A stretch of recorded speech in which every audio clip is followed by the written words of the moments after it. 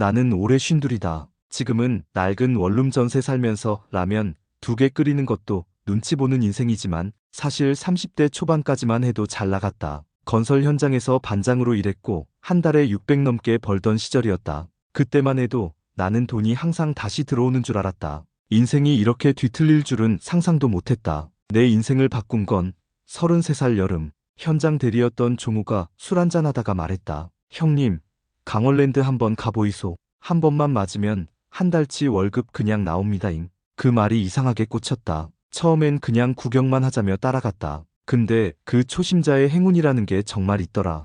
입구에서 이미 사람들한테 눌렸지만 막상 들어가니 눈이 돌아갔다. 불빛, 소리, 돈이 오가는 냄새. 딜러가 카드를 돌리며 말했다. 베팅하세요. 나는 겁나서 10만 원만 걸었다. 근데 이겼다. 다시 걸었다. 또 이겼다. 세 번째도 이겼다. 그날 나는 120만 원을 따고 나왔다. 뭐야? 이거 쉬운데? 그 생각이 내 인생을 망쳤다. 그날 이후 나는 매주 강원랜드에 갔다. 아침에 출근하고 일 끝나면 차 몰고 가고 새벽에 돌아오고 다시 일하고 몸은 피곤했지만 이기는 맛이 더 강했다. 중독이 시작된 거였다. 그리고 어느 날 내 인생에 또 다른 악마가 들어왔다. 사람들이 쪽박거리라고 부르는 여자였다. 슬롯머신 앞에 앉아있던 그녀는 화장도 번져 있었고 손톱은 부러져 있었지만 웃는 모습만큼은 진짜 천사 같았다. 오빠, 오늘은 왜 이렇게 일었어? 나는 그 말 한마디에 마음이 녹아버렸다. 그녀의 본업은 슬롯머신이 아니라 패배한 남자들의 마음을 흔드는 기생충 같은 존재였다.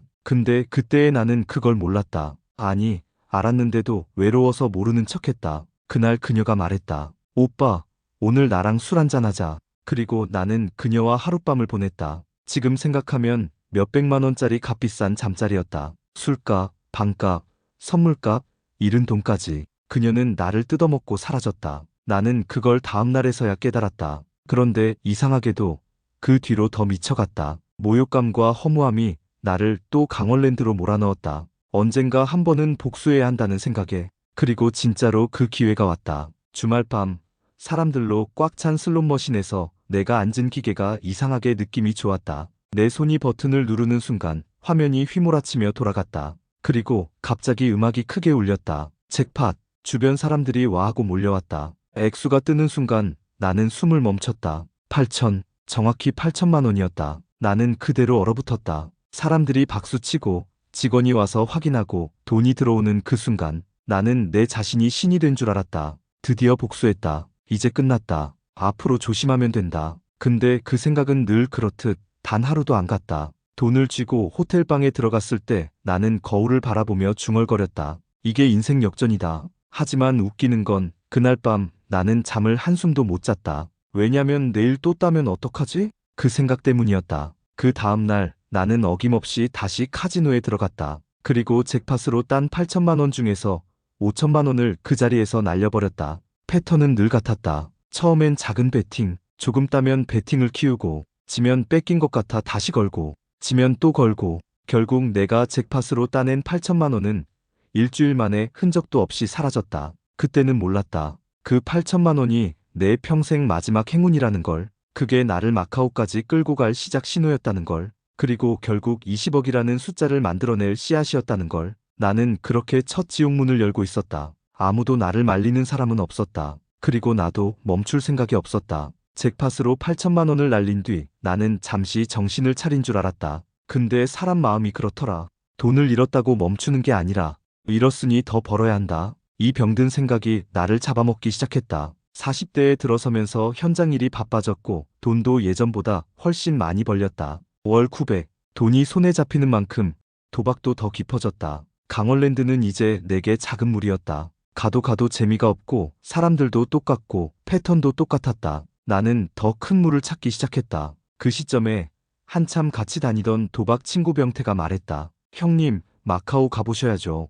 그게 진짜입니다. 강원랜드는 그냥 연습장이에요. 그 말 한마디가 내 가슴을 또 뒤흔들었다. 그해 겨울 나는 생애 처음으로 마카오행 비행기를 탔다. 비행기 안에서도 잠이 오지 않았다. 아드레날린이 계속 올라왔다. 내 머릿속엔 단 하나였다. 이번엔 진짜 터뜨린다. 마카오에 도착한 순간 강원랜드랑은 비교도 안 되는 스케일에 숨이 멎었다. 천장 높이가 장난 아니고 칩을 쌓아놓은 사람들, 억 단위로 베팅하는 소리, 시트러스 향이 섞인 공기. 나는 처음부터 압도당했다. 처음엔 겁나서 50만 원씩 베팅했다. 근데 신기하게도 그날따라 카드가 잘 들어왔다. 딜러는 미소 지으며 말했다. 굿드럭 서. 그리고 나는 계속 이겼다. 100만, 300만, 800만, 1200만. 내 손은 떨렸고 머리는 뜨겁게 달아올랐다. 아, 나 재능 있었구나.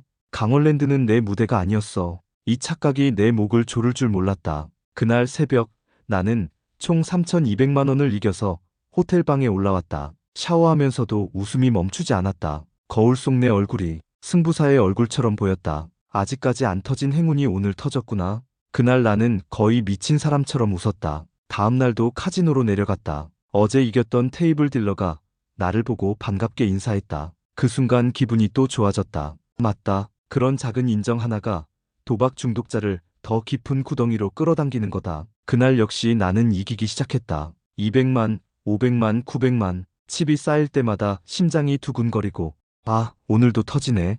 이 기분이 정말 마약이었다. 하지만 문제는 그만해야 할 때를 나는 몰랐다. 아니, 알면서도 못했다. 오후 4시 딜러가 바뀌는 순간부터 기운이 달라졌다. 내 패가 연달아 터졌다. 한 번 지면 멈춰야 하는데 나는 베팅을 2배로 올렸다. 지금 안 가면 복구 못한다. 그 생각, 그게 도박의 공식이다. 그 공식으로 사람들은 다 망한다. 1시간 만에 900만이 사라졌다. 그러자 나는 더 걸었다. 더 큰 걸음을 떼기 시작했다. 1천만, 1,500만, 2천만. 칩이 내 앞에서 사라지는 속도가 인생에서 배운 모든 속도를 넘어섰다. 밤 10시 내가 이틀 동안 딴 3천만 원은 이미 증발했다. 그뿐인가? 한국에서 가져온 2천만 원까지 전부 사라졌다. 나는 의자에 멍하게 앉아 바닥만 바라봤다. 딜러가 말했다. 서 레스트 게임? 그 말이 무슨 말인지 너무 잘 아는 나이지 않았나? 근데 나는 그 자리를 못 떠났다. 비참해서가 아니라 마지막 한 번이란 말 때문이었다.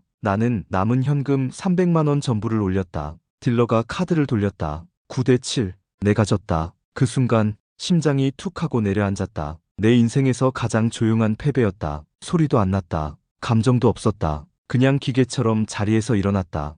호텔방으로 돌아가는 길, 마카오 네온 사인이 날 비추는데 그 빛이 그렇게 차갑게 느껴질 수가 없었다. 내 얼굴은 이미 패배자의 얼굴이었다. 침대에 누웠지만 잠이 오지 않았다. 계속 같은 생각만 맴돌았다. 이번엔 조금만 더 했으면 이겼을까? 내일 다시 하면 복구될까? 아니다. 오늘은 운이 나쁜 날이었어. 내일은 다르다. 그 병든 위로가 나를 다음날 또 카지노로 데려갔다. 그리고 그 다음날도 일주일 동안 나는 마카오에 갇혀 있었다. 돈이 없으면 ATM에서 빼고 한국에서 송금받고 카드로 선결제하고 나는 그곳에서 완전히 무너졌다. 귀국할 때 내 계좌 잔고는 42만 원, 카드값은 1,400만 원. 나는 한국공항에 도착해 바람 맞은 얼굴로 줄 서 있는 사람들을 보며 생각했다. 아, 이제 진짜 시작이구나. 이제부터가 지옥이다. 나는 그때 처음으로 실감했다. 강원랜드는 워밍업이었다. 마카오는 시작이었다. 그리고 남은 것은 내 40대를 송두리째 집어삼킬 더 깊은 중독의 늪이었다. 마카오에서 빈털터리가 되어 돌아온 뒤 나는 한동안 도박을 안 하려고 발버둥쳤다. 진짜로 끊고 싶었다. 카드비 1,400만 원, 월세, 보험, 생활비, 현장 사람들한테는 티도 못 냈다. 형님 요즘 왜 이렇게 말랐어요? 그 질문에도 웃으며 말했다. 다이어트 중이다. 하지만 속은 타들어갔다. 문제는 돈이 조금이라도 생기면 다시 그 생각이 올라온다는 거다. 이번엔 이긴다. 마카오가 아니라 강원랜드면 괜찮다. 지금은 운이 바뀌었다. 그 거짓말이 머릿속을 잠식했다. 3개월을 버텼다. 하지만 어느 날 급여가 들어온 걸 보고 손이 떨렸다. 딱 100만 원만 해보자. 그게 다시 시작이었다. 강원랜드에 들어가는 순간 마카오에서의 공포가 사라졌다. 그래, 여기선 내가 많이 해봤지. 익숙함이 나를 잡아먹었다. 100만, 200만, 350만. 다시 감각이 살아났다. 맞다. 나는 운이 나빠서 진 게 아니야. 마카오 딜러가 악마였던 거야. 그 생각을 믿어버렸다. 하지만 밤새도록 하다 보면 결국 그 악마가 한국에도 있었다. 새벽 4시 350만 원은 다시 제자리로 돌아갔고 나는 또 패배했다. 그날 이후 나는 매주 도박을 했다. 돈을 따면 다음날 또 갔다. 지면 복구하러 갔다. 돈이 없으면 빌리고 빌리면 갚으려고 또 도박했다. 도박을 못하면 화가 나고 돈이 생기면 바로 달려갔다. 그때쯤 나한테 빌려준 사람들이 하나둘 생겼다. 동생, 선배, 직원, 친척. 형님, 이번엔 꼭 갚으세요. 그 말이 내겐 경고가 아니라 투자금처럼 들렸다. 이 돈으로 복구해야지. 이게 진짜 중독이다. 그러다 40대 중반 나는 다시 마카오에 발을 들였다. 이번엔 정말 마지막이다. 그 말만 100번을 되뇌며 갔다. 근데 웃긴 건 도박꾼이 말하는 마지막은 항상 다음을 위한 핑계일 뿐이다. 이번 마카오는 내 인생에서 가장 잔인했다. 가자마자 1,500만 원을 이겼다. 미친 듯이 짜릿했다.